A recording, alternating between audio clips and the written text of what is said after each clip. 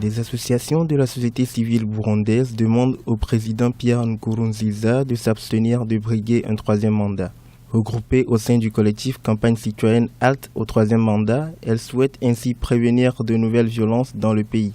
Nous disons à Pierre Nkurunziza qu'il n'est pas encore trop tard pour qu'il sorte de son silence. Nous l'appelons publiquement à prendre exemple sur le président de la RDC et à annoncer à son tour qu'il renonce à briguer un troisième mandat. Le 4 février, une lettre avait été adressée au président burundais lui demandant de renoncer à son intention de briguer un troisième mandat.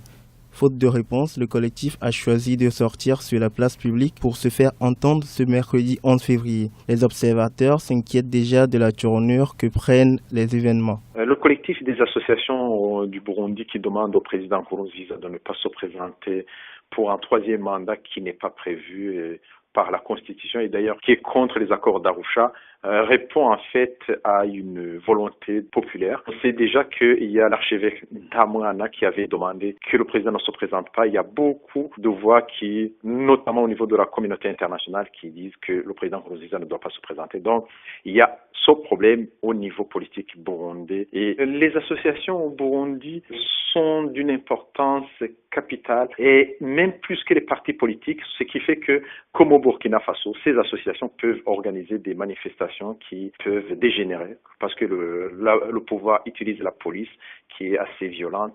Donc on ne sait pas vraiment ce qui peut se passer. Il peut y avoir la violence au Burundi avec ces manifestations parce qu'il y a beaucoup de gens qui sont déterminés et le pouvoir aussi est déterminé pour continuer dans le même sens. Le Burundi tiendra en mai des élections communales et législatives qui seront suivies d'une présidentielle en juin. Ces scrutins sont d'une importance capitale pour l'avenir du pays, sorti en 2006 de 13 ans de guerre civile qui ont ruiné son économie.